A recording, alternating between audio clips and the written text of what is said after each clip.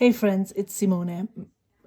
I am filming a snippets from my desk video, or at least that's what I'm planning to do. But I received a pen on loan from my friend Amy, and the ink that I put in there isn't working out. So I took out everything, dumped out everything that was in the pen. This is how much is left.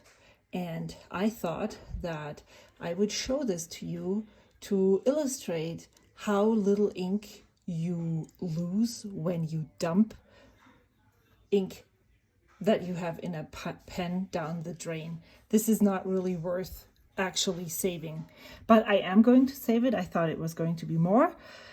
And I'll be back with a proper intro and all the things in just a few seconds. Hello friends, it's Simone. I'm here for Snippets from my Desk on July 4th. No, it's not July, it's August 4th, 2024. And I'm so glad you're here.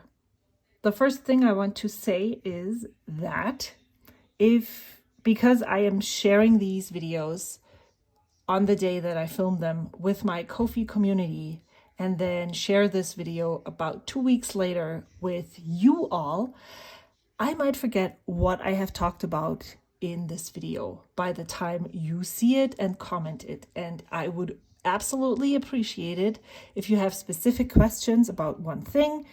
Just quickly add the minutes that you were inspired to say something to the comments, so I can easily click on that and it takes me right to my rambles of that specific moment, and then I can hopefully reply better. I have noticed that sometimes a comment is left and I just don't really know what I said, and so it's really hard for me to go back and think about all of that. Now you can see I'm already distracted by the next topic, which is my reading journal update. I have used a pen that I'm currently having on loan, but I since uninked it because it just isn't working with this ink. Now, also, I am not updating my reading journal on camera, and the reason for that is that I hate doing things twice. I have in the past 2 weeks felt compelled to write a little bit more, and by that I mean I used to, for the longest time, use one of those sections here for my book log. So I would write what book of the year, the running number of the year this book is, what the title is, what the author's name is, if I listened to it or read it, and where the recommendation came from, and then a 1-sentence evaluation recommendation beneath it. And then that changed last week. I had some thoughts about this book, The Divorcees by Rowan Baird, and I felt compelled to write more. And so I wrote it into my YouTube journal. And when I came back, I wrote it all. And then off camera, I wrote it in here. But that is just not who I am. So I decided, nope. For the foreseeable future, until this changes, I will just write my thoughts in here and then just read them to you. I hope that is interesting to you. If you don't want me to do this anymore, let me know. And if you have any suggestions on how I could do it differently, let me know as well. So the first book that I read this last week was on Monday. I read Olivetti by Ali Millington. This is her debut novel. It is a middle grade novel with a touch of magical realism. And after I had read this book, I had a huge book hangover. Well, huge would not only last for several days, but I was able to, this book is only about 5 hours long on audio. So I listened to this on audio, and I had the best listening experience. The narrators are amazing, so I can highly recommend the audio. I haven't seen it in print yet, but I'm actually thinking about just purchasing the book because I like it so much. Olivetti is a typewriter who is being dropped off at a pawn shop after being forgotten for a while by the family he has lived with. The family is called the Brindles, and Olivetti has been in their life since the husband proposed to the wife. Olivetti was used for that proposal. And since then, he has lived with the family, he has seen the love story evolve, he has seen the children arrive, and then he was replaced by a laptop. And but he has always been sitting in the family room on the desk of the mom and watched the family go through some stuff. And this is what this book is about. The stuff that the family went through and the consequences that it has on today, and how they deal with all of that. The only family member noticing that Olivetti is missing is Ernest. He is the third of the 4 children of this family, and he has had a very traumatic experience, or the whole family has gone through some stuff. But the way it manifested in Ernest was that he would not talk to people anymore. He would lock himself up in encyclopedias and not attach himself to, he would not talk to friends, he wouldn't have any friends, he wouldn't talk to his family, he would just exist. And in this book, we learn about Ernest, we learn about Olivetti. Olivetti is breaking the typewriterly code, typing back to Ernest and spilling the words stored inside of him. That is the biggest breach of honor for a typewriter. The reason why this is happening and why he decides that it's worth breaking that code is because the mom goes missing. And the book is about the family, Ernest in particular, looking for the mom. It is a story of hope. It is a story of unlikely friendships. It is a story of dealing with trauma. And it is a story of finding yourself after going through a really rough time and possibly maybe even going through more of that. It is really funny. It is heartwarming. And to me, this book kind of was the perfect Brandy Kincaid book. When I heard about that this book existed, I reached out to her and recommended it. And she told me that she had already had it on her radar. But when the whole book, I kept thinking of her. So if you know about her art and her work in the world, and if you love what she does, then this book might also appeal to you. It's basically extravagant hope in a novel form, middle grade novel. And it was just so heartwarming. And of course, I shed a lot of tears while listening to this. I stood there at my computer at work, bawling my eyes out on Monday. The book has 256 pages. It came out March 26, 2024. And I think everyone should read it. Now, there is trigger warning of cancer, so if that's something that you currently experienced and you don't want to read about this, then maybe this book isn't for you. But it was just so much better. I listened to podcasts for most of the rest of my work week because I just could not start another book. In fact, I think I haven't added them yet, but I think I DNF'd and returned 2 books to the library because I knew that it wasn't the right time for those books right now. Then I finished The Grandest Games after The Convenience Store Woman. However, I started it before. On July 30th, the next novel in the Inheritance series by Jennifer Lynn Barnes came out. I had pre-ordered that book as a hardcover, and it was delivered on Tuesday, July 30th.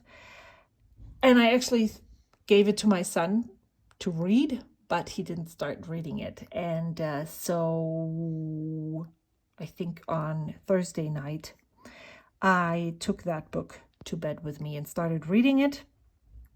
I finished it on Saturday afternoon. This is the first hardcover or paper book, that physical book that I have read since last summer. I started having really bad neck problems and having a herniated disc that resulted in me not being able to hold books, read, hold my phone, use pens for a long time. And so I know that when I'm reading, I'm diving in, I'm forgetting everything. It's a hyper focus for the duration of the book. So I tried to stay away from everything that was hyper focus possible so that I wouldn't forget about my neck. But this book came in and I just read the text on the flaps on the inside cover. And then I thought maybe I should start and see how it is, because I have put this on hold as an audio, but it's like 30 weeks out.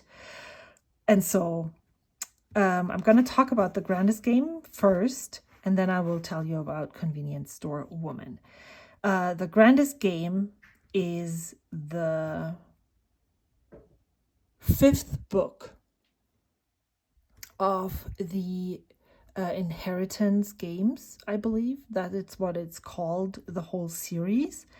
There is a book series that consists of currently 4 published books, which are the Inheritance games.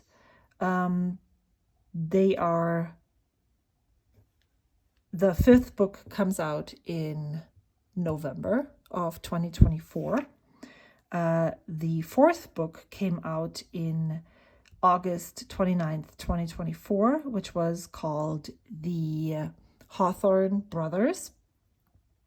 That is a series about Avery Grams and the 4 Hawthorne brothers. Avery wins the fortune, or inherits the fortune that was promised to those 4 brothers for all of their lives. And then The Grandest Game is a spin-off of that series. And there is actually a graphic. Maybe I can insert that here so that it illustrates the order of how you should be reading those books.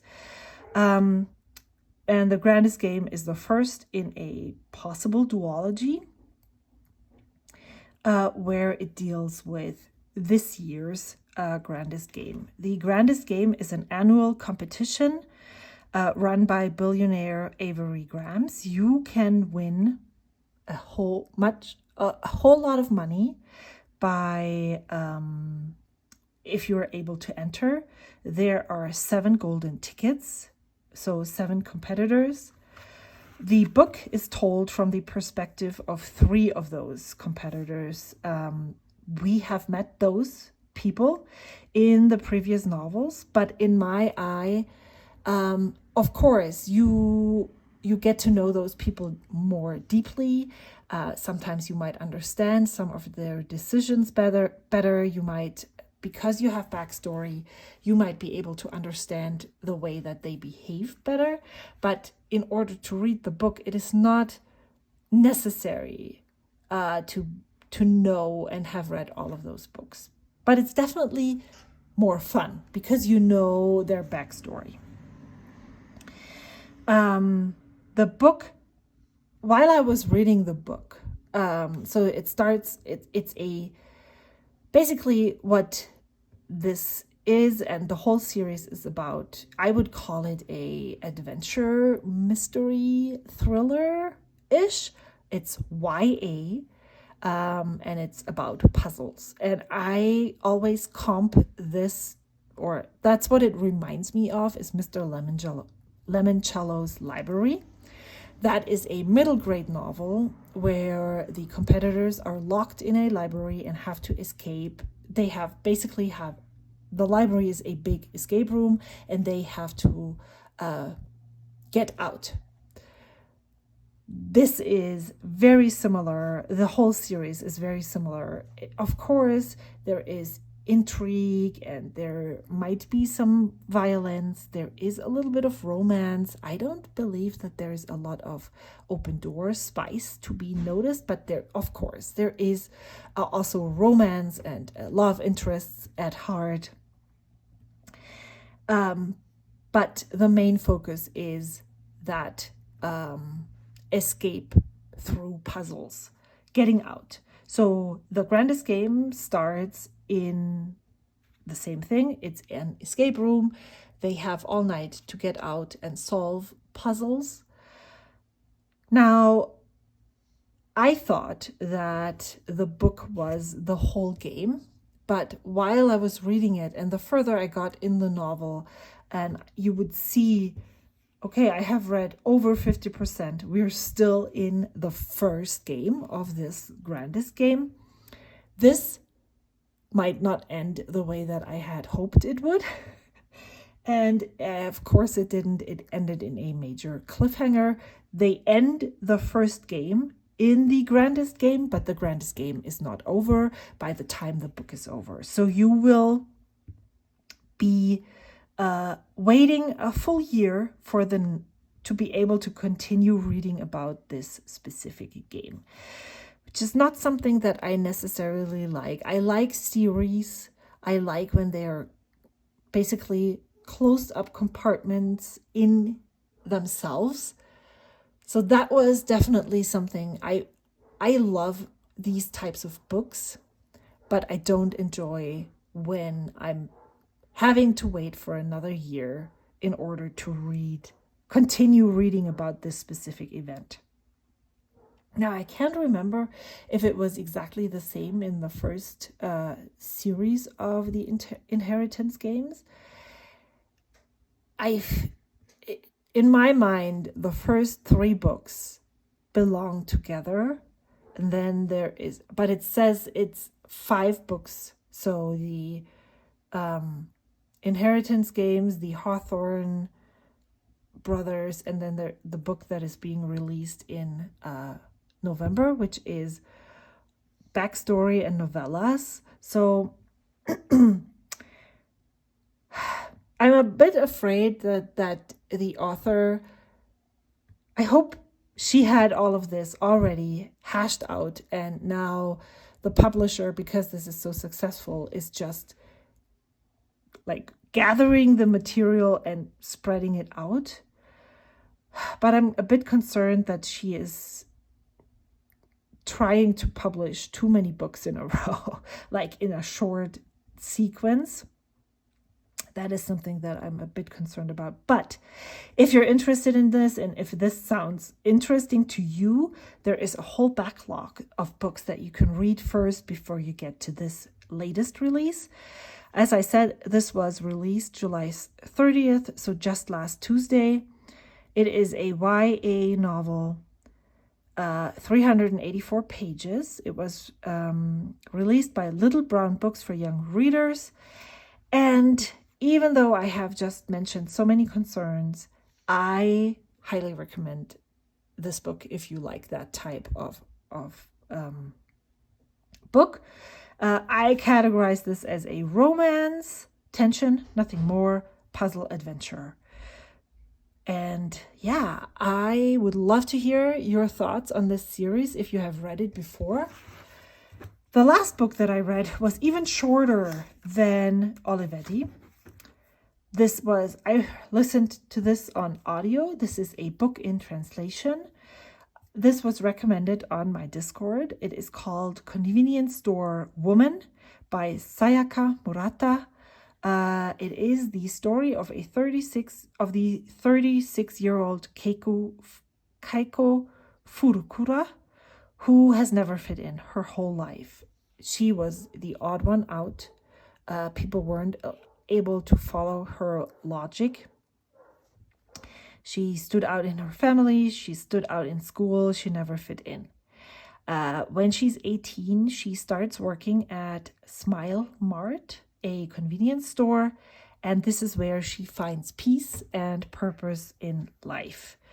She's now 36 years old, and before it didn't seem like her existence as a convenience store worker, part-time worker, wasn't questioned, but now outside pressure by family and so-called friends is just getting much bigger.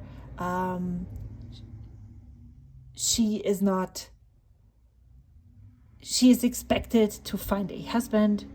She should find a proper career, and in a way it makes sense to her why that should be, why she as a convenience store worker doesn't fit the narrative of society, but in another way it also doesn't make sense to her. This book is written from the perspective of Keiko Furukura, and it was extremely interesting for me to be able to look into the brain of it. It is never addressed what is wrong with Keiko, because in her mind she feels perfectly normal. Everything makes sense to her. Her life has purpose, and so I don't want to say that this is not normal. I would consider this to be the brain of a neurodivergent person. Neurodiverse, not divergent. I don't even know. See, I can't even say the right name, but this feels to me like she is a person who is on the spectrum, autistic spectrum, neurodiverse. And I found it very interesting to read a book written from that perspective. Now, the little glimpses that I read about the author seems to me like this is how her brain functions as well, or very similar. Maybe it's exaggerated. It says it's ironic, but I actually find it very sarcastic too, especially towards the end of the book.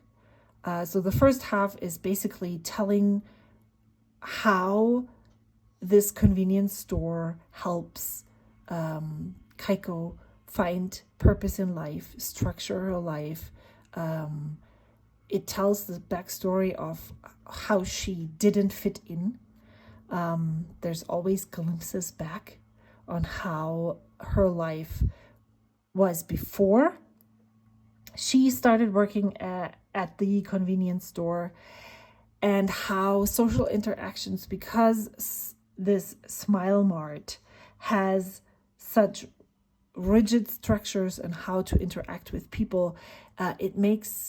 She observes how other people interact with each other. She uses the guidebook to a T. And then in the second half of the book, where she starts to question if the way she has been living is correct. This is the narrative that she is told. And then she starts trying to fit the thought of having a family into her life. And she makes some really weird decision, which I find very over the top. I don't know if this is how it could happen. I hope it doesn't, but it doesn't. It always makes sense. It's very logical. You're always getting explained the logic behind Kaiko's decisions. And yeah, it was interesting. Very interesting. And I highly recommend it because it's just another glimpse at a life that I don't live. As I said, this is a translated work. It only has 176 pages. This book was released June 12th, 2018. So there is more works out by Sayaka Murata. So if you enjoy this, then I would highly recommend checking out what else she has written. And it was published by Grove Press. So I don't know what I'm going to read next. Maybe I'm just going to continue listening to podcasts a little bit more, a little bit longer. Let me think of what I was going to talk about next. Where is my book? My smart book. I showed it. So I talked about this. Yes. So I received, this week was a week of Happy Mail. Let me just, because I'm retelling the story of my week, let me just write this down, because I haven't filled in my journal yet, and I'm not planning on doing this right now, but I want to talk about Happy Mail. And I want to show you what my friend Amy sent me, because what the heck. So she is loaning me this Lamy Dialogue CC. I've already started filming a first impressions notebook. I still need to journal with it and see how that is going to work out. But she sends the most amazing packages, and this is no exception. This package was wrapped in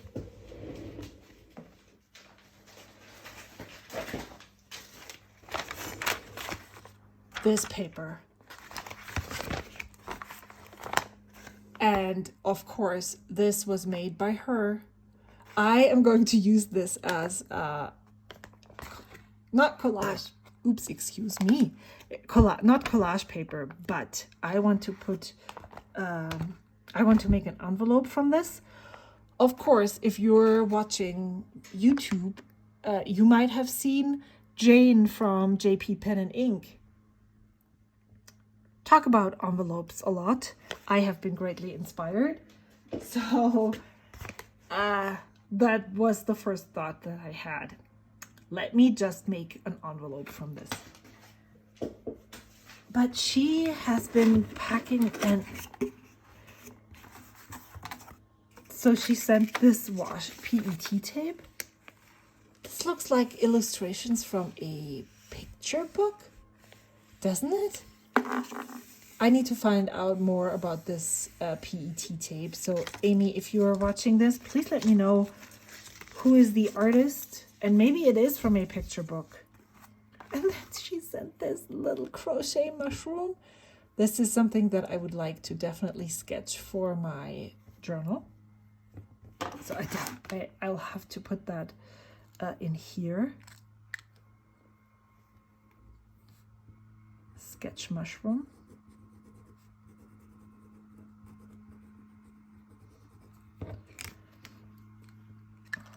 She returned my techo nib from Estabrook that I had loaned her. That was the reason why she sent the package in the first place.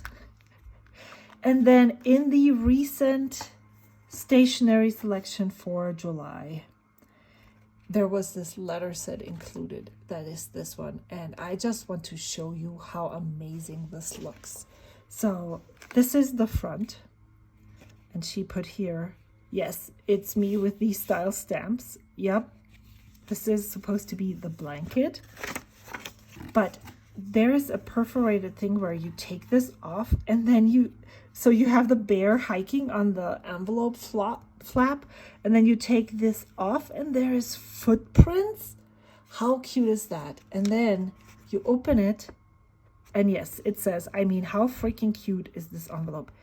Absolutely. And then this is what you see.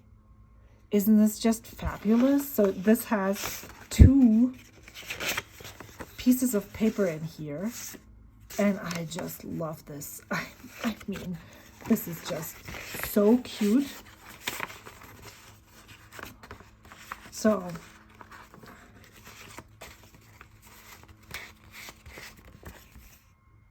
man, lovely. And then she made this envelope or packaging from this. I just love the creativity. And then she sent so many fun things. Like, this is a post-it note. Fuck this off. Yes, you, that, what the, me, no, it, a duck. Oh my gosh. And then she sent this here. And I think I'm going to use that. I think I recently said that I have no intention of moving away from this journal as a book journal, but what I've been thinking is maybe I still have a Hobonichi Hon from 2024 because I wanted it. Ugh. That I haven't put to use yet. And what I'm thinking is maybe I will put one book on one page. I'm going to finish this out for sure. But maybe when I'm done with this, I'm going to move into that Hobonichi Hon as my reading journal. Who knows? But that's my current thoughts. So I'm going to put this here with this book journal. And these washi strips were in here. So I just wanted to show you. I love that every time she sends something, it's like always her art. It's her, she's repurposing trash. The way, that's how I want to be, you know, and I'm never that way. So it was just so much fun to see this. I was super inspired. I want to sketch this later. Not now, but I want to sketch this. Then I started 2 new journals actually. So let me show this to you. I have a video of this on my channel, and I think it's from 2 years ago. And I think this was my very first order with Van Ness pens. I have not had great success with my traveler's notebooks as writing books to write in as a journal. I think it's the paper that I dislike, and I just don't feel like I want to continue using this. And so on a whim, I had the idea. I think the reason why I wanted to start this is because I'm not sleeping well recently. And there's so many thoughts going through my mind that I am very compelled to sit down during breakfast and just write them all out, do kind of morning pages. And I hope that by doing that, I will be able to sleep better. Because before I go to bed, I never have any of those thoughts. But then when I wake up, I'm like, or I wake up during the night. It's even worse. So I was weirdly drawn to this Ehon note. as a journal. So I decided, why am I not just going to try and see how my pens write? So I wrote, I'm super curious how this notebook feels with different pens because I'm looking for a simple yet lovely journal that I can use for journaling only. Actually, I'm already convinced. Let me try all of my other pens. Nope. Besides the water repellent feel, this is really good. I don't feel compelled to continue my other long form journal, but this one looks just perfect. So why don't I just use this one? I've been waiting for the perfect time to use it, and now is as good as any other time. Am I right? Yes, yes, you are. So it started to change its the way the fountain pen ink behaved, right where the ink kind of sits on the other side, which happens to many notebooks. But I started this on July 31st, and I have written in here 3 days now. I hope it sticks because I really like how this looks, and weirdly I am very drawn to dark saturated inks. So this, just as a spoiler, color palette didn't work for me this past week. I am more into these colors right now. Dark, saturated. And the paper works really well for fountain pens. I was very, very hesitant to use it because of that, for that reason. But it works great. So I'm going to use this as a long form journal now, and I think it's gonna last me a long time.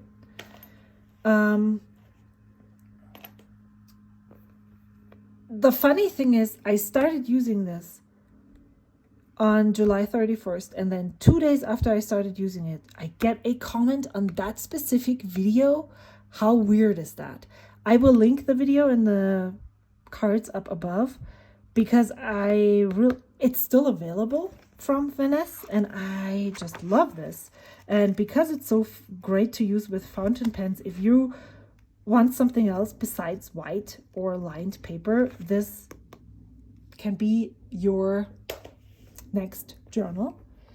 And then I have started my, I don't know if I talked about this last week, I have started my ink bottle journal. This is where I swatch the inks that I have in ink bottles. I write the pen that I have it inked in and a quick snapshot at how much I like it. I am alphabetizing this because it makes most sense. And I am really looking forward to this. I'm currently very much into bottled inks. And so gathering the information and being able to look back, similarly to my fountain pen journal where I log each of the inks that I'm using underneath the pen, I'm doing the exact same thing, just the opposite way. For all of the bottles that I have, I want to log the pens that I use them in, just to see how the ink behaves differently. Yes, so that's what I started. I have started with all the inks that are still in my pens. I think I have since cleaned some of them out, but before I did that, I started doing that. And every time I'm inking a pen with an ink, I will also, if I don't have this specific ink, sheet yet, I will also make that sheet for this ink. The binder I will link in the description box down below. It's another really affordable binder from Amazon. And I need a sip of water. What is next?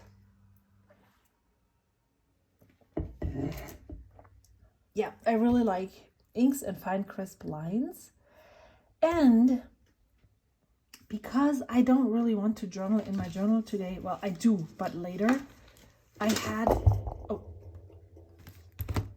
I just wanted to show you what I have put aside for my journal for this week. This is the ephemera that was around my, now it's gone, the Ehon note. So I want to just take this and stick it in here as well. And then while I was looking through my stuff, I found this card by Brandy Kincaid. I don't always need all the dark, heavy, hard stuff to magically go away to be okay. I just need to remember how much goodness surrounds it. And because of the way that I have been feeling lately, I thought this is about how I don't feel good. This is about how I want to feel sorry for myself. And so I found this and thought it fitted well, so I wanted to have it on this page. But I'm gonna, I wanted to show, yes, see, I did want to show you things. So I caught up on all of my my journal entries. These are all completely done. This is when I said I think I found my next journal for 2025, but I haven't finished the last two spreads in my previous notebook. So I started in here and I have an idea of what I want to put here. I just need to take the time to do it.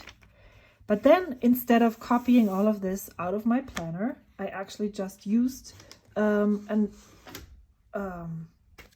knife and cut out the two weekly spreads from June.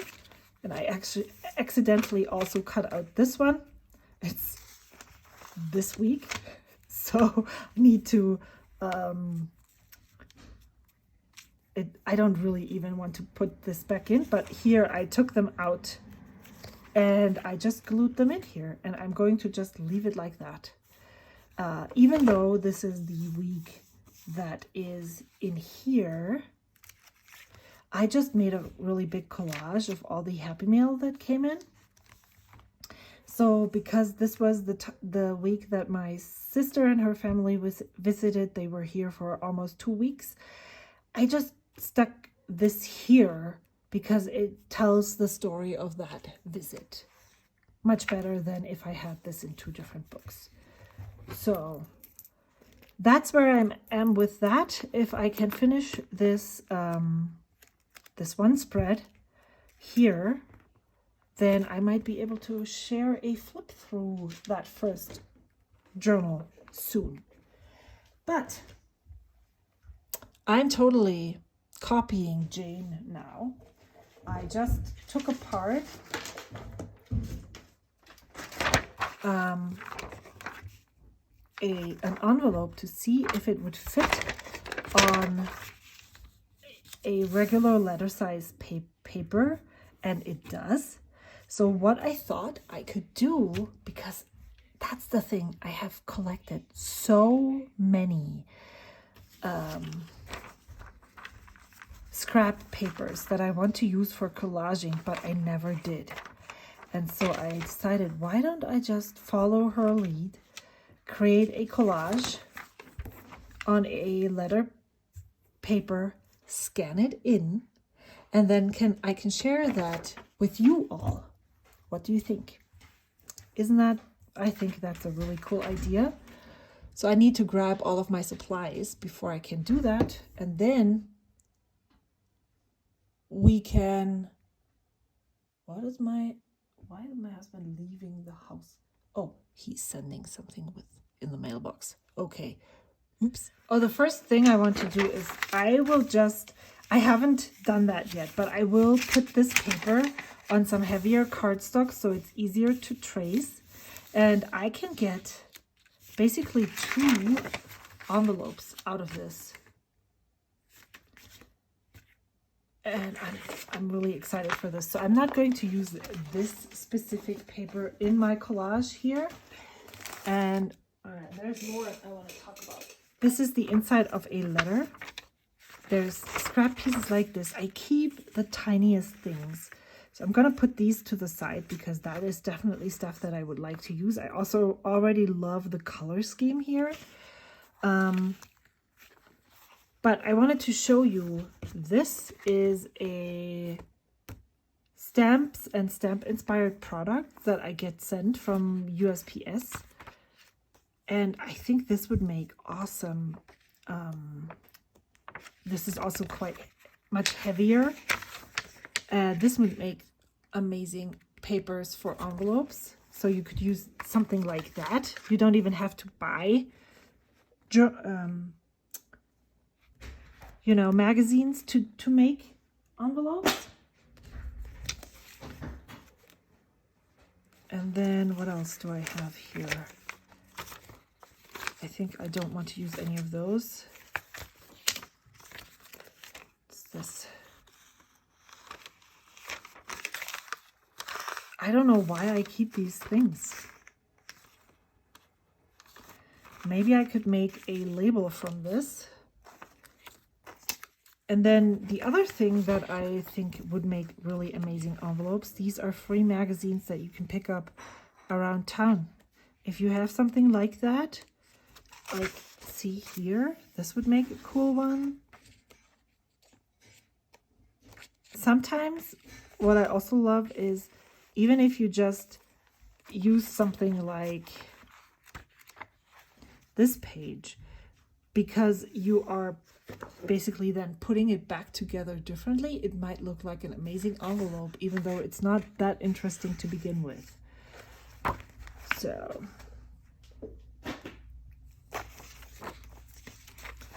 this looks so good. Look at these. I ripped it out of magazines.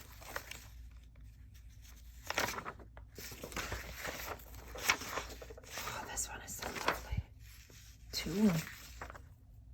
Maybe I'll make more than one collage. I'm not going to use any of this. This is stuff that I had to pay for.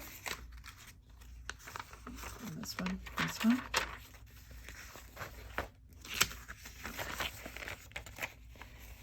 This was from a Knit Picks catalog. I don't even know if they still exist. I haven't seen one from them recently, but I got catalogs sent from them too.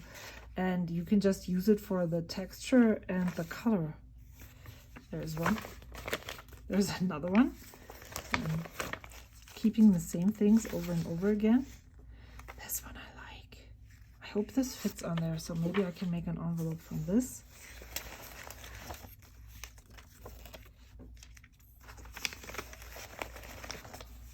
I feel like I already have a really good, this is another envelope. I have a really good starting point. Oh, well, okay, this is my old address, so it doesn't matter if you see it. These are pages that I received from a friend. Cards. These are labels that I stuck in here. More plans. Some scrapbooking paper. So there is tons to choose from, but I think I'm done with this for now. And let me just see first. Where is the envelope? Nope.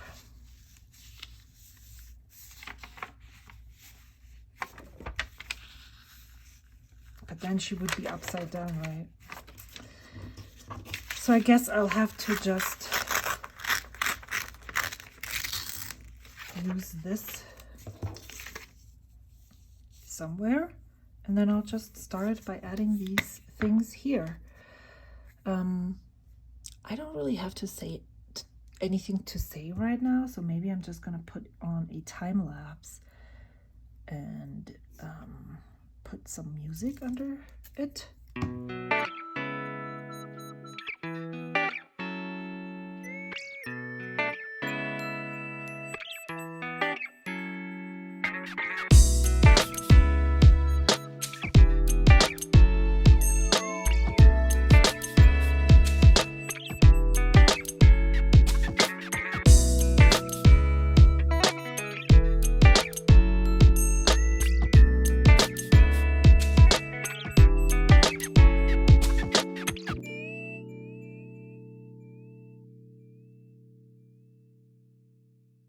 Okay, I think I'm calling this done. I tested earlier where this would land, how this would look. I have the idea of maybe putting this person on the edge, but I think I want to do that maybe just once and not have it on the collage. Yeah, the idea why I wanted to do this actually came from this here that I have from that card that I showed you earlier. Maybe I can put that somewhere on this. Nope, I probably will have to do another one. But I'm gonna scan this in and print it out and see what it looks like. Do I want to put this on here first or no? Because then I can make one this way and one that way. Now, let me see if I can use some of this as a label. So I actually have labels on my Ko-fi. Maybe I'm gonna just put them together here because this one would totally work for a envelope like that. And then I have this one too. Would work on here as well. So I'm gonna copy this twice and then we can make two envelopes together. So this is the normal setting. You can see here that there is these lines here. I don't really care about that, but I wanted to show you what it looks like if I printed it in best. Now, one thing that I've been thinking about is how much printer ink am I wasting for that? Wouldn't it be cheaper to just buy really pretty envelopes? That is up to you. This was definitely a lot of fun for me, so I want to do one that is, which way do I want to use it? So the front, I think I'm gonna put one like so, and then just trace pen.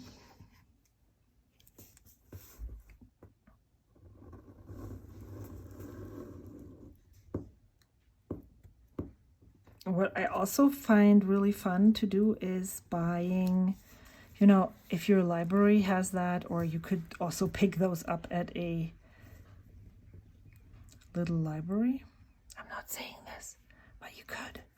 And then just donate some books from your shelves, but you could deliberately go and look for picture books. Or old picture books that you have from your kids that you don't want to necessarily save. You could use those too and make envelopes from them. Because this is so thin, it is going to be really hard tracing this.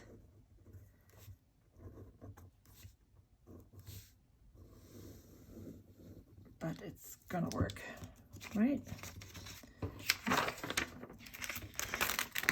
I need to clean the mat. And then this was this way, so then I'm gonna do it upside down as well.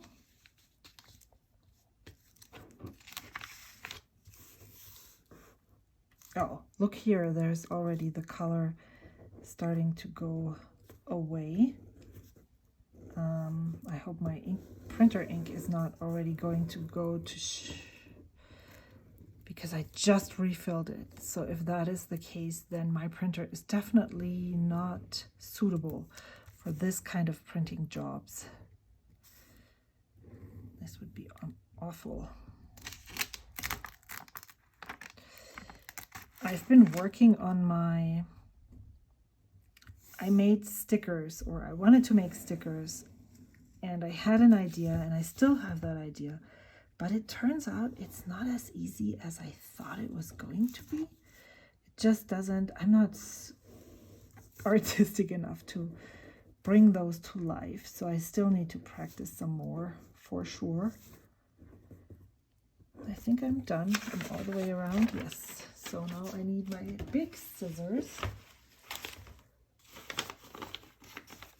Oh, what I also really love is then to cut those out, because then you have a totally different look of these pages.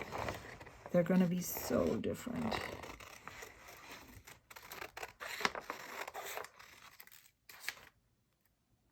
But yeah,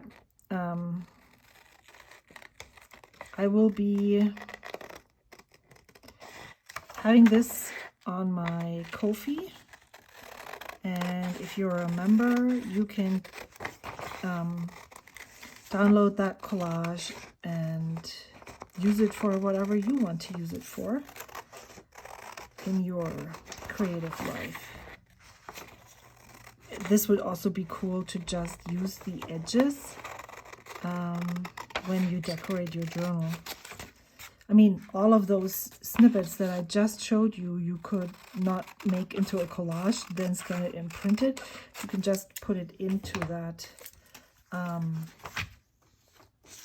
into the journal without the collage, you know, without the scanning part, because why would you want to save all of that all the time?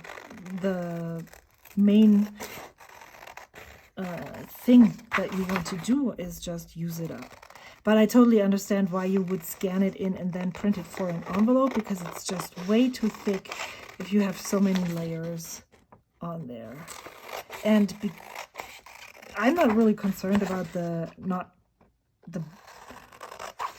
bad printing quality, because I don't really need an envelope to have the best printing settings, because even if it's not super the best, like if it has the stripes, that doesn't really matter when it comes to it being an envelope, right? So let's just fold this in right here.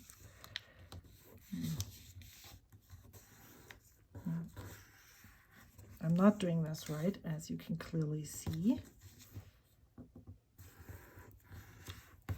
Well, this is good enough.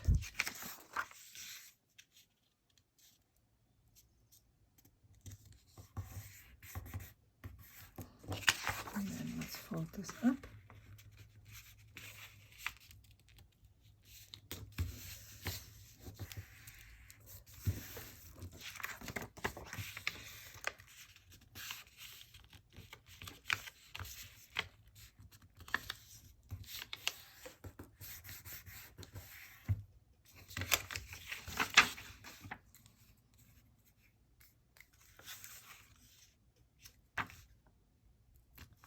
Ugh, there's so much sticky stuff here.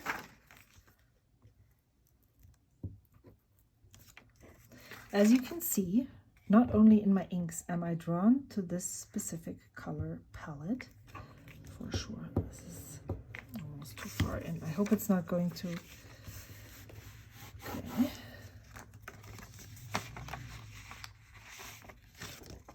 This is what this one looks like.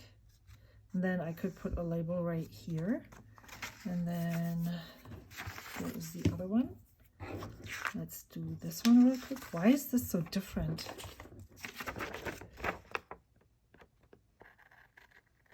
Not that it even matters. It's on the inside. Simone, get your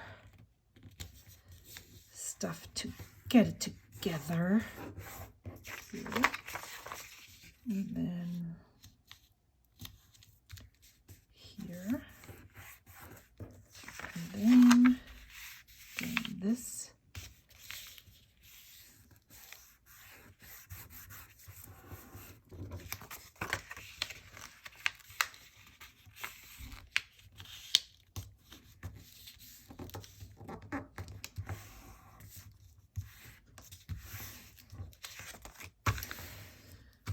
I think so.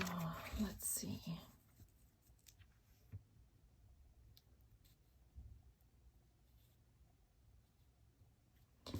I'm just gonna cut this out, and then I'll see where this might fit best.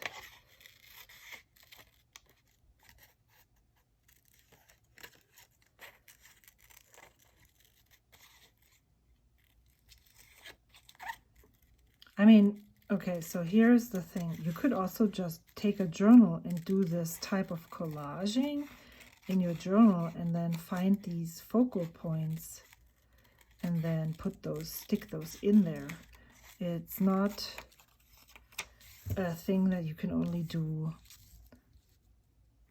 Yeah. What do we think? No. What do we think about this one here? This is definitely much lighter. Should I put it here? I don't know. So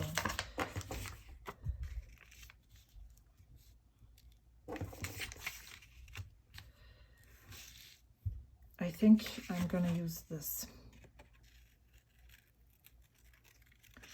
because I'm not the type of person who wants everything cut out so nicely. I am just going to do this.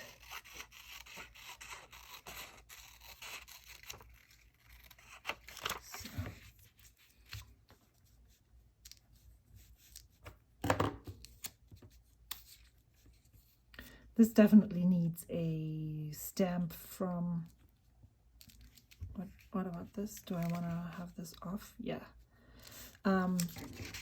This definitely needs a small stamp, and it needs to go to someone in the States because I don't think that I can fit as many stamps on here as I would want. So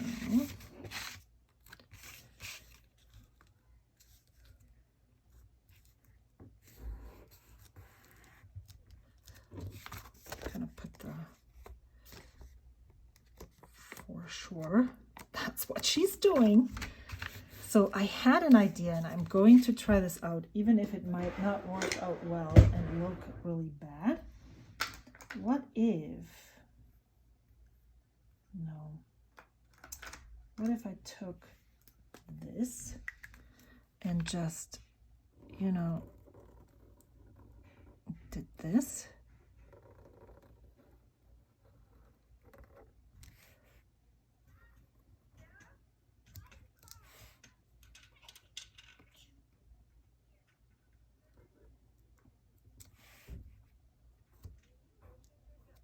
Okay, yes, I like this. And then let's put the label on.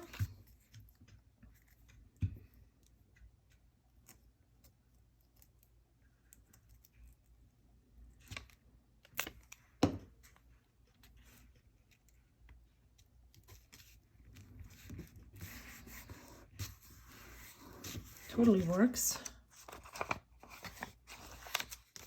I actually like the back better, but that's okay. And then I think I'm just gonna put the green label right on here, and I like the contrast with the other stuff, so I'm gonna cut this out too. I do have labels. As I said on my Ko-fi, I'm gonna bundle this together in a folder, and then if you're a Ko-fi member, you can download the collage as well as the labels. I've been always meaning to make more labels, but you know, there's only so much time in my days, and then sometimes wanting to do something, I like the idea of wanting to do it more than actually doing it. So, if I can do it, if Jane can do it, you can do it too. I hope you have a lot of fun making envelopes. Even if you don't make your own collages, go take one apart, deconstruct one, stick it on some thicker cardstock, cereal box, and go through all the magazines, the free magazines that you have at home, or go check out your town. See if there are some free magazines that you can grab. Some tourist brochures from old vacations that you made and you kept and collected. All of those things are perfect. You know what I did when I was a teenager? I would, my dad would bring home, I don't know, I think he brought home these huge calendars. No, the bank distributed huge calendars. And so I would have my parents get them, and I cut them and made them into envelopes. But yeah, so totally messy desk. I need to get rid of that mess, and I hope you had a great time. Hope you crafted alongside me, and I will see you again in another video. Take care. Bye.